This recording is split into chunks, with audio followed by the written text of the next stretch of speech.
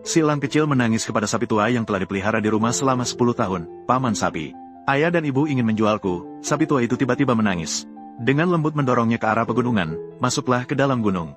Di sana ada jalan hidupmu. Si elang kecil terjatuh ketakutan. Tidak percaya sambil menatap sapi tua. Air mata mengalir deras dari mata besar sapi tua yang lembut dan keruh. Kemudian dengan lembut menyentuhnya dengan hidung. Mengulangi, cepat pergi. Nak, jika terlambat, sudah tidak ada waktu lagi. Si elang kecil yang berusia 10 tahun meskipun ketakutan, jantungnya berdebar kencang. Tetapi sapi tua adalah temannya sejak kecil. Dia percaya padanya.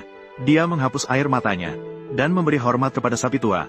Lalu bangkit dan berlari menuju pegunungan berkabut di belakang desa. Dia tidak berani menoleh kembali. Takut melihat tatapan penuh penyesalan dari ayah dan ibunya.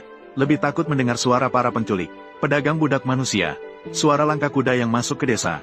Tidak tahu sudah berapa lama dia berlari. Sampai kakinya terasa lemas. Langit mulai gelap. Di dalam hutan lebat terdapat makam kuno yang menjulang tinggi. Makanan aneh mulai dicari. Di kejauhan terdengar suara binatang buas melolong. Si elang kecil merasa dingin dan lapar. Menggulung diri di bawah pohon besar sambil menggigil. Mulai meragukan kata-kata paman sapi. Ini bukanlah rusa hidup.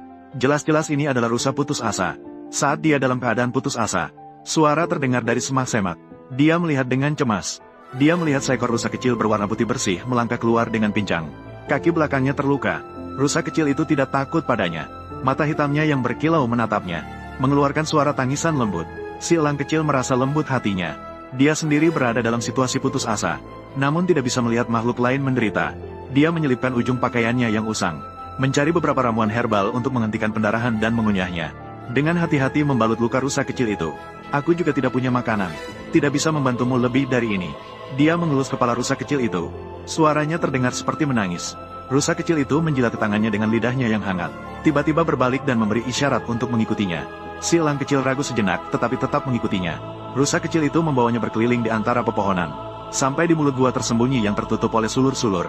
Di dalam gua sederhana tetapi kering dan hangat. Di sudut terdapat tumpukan jerami. Juga ada sedikit buah liar dan beberapa telur burung. Si Kijang menggunakan kepalanya untuk mendorong buah liar ke depan si elang kecil. Dia sangat lapar. Ketika dia menemukan kepiting, dia langsung memakannya. Daun dan cabang yang manis memberinya sedikit tenaga. Di malam hari, dia memeluk si Kijang untuk menghangatkan diri. Dia tertidur dalam keadaan setengah sadar.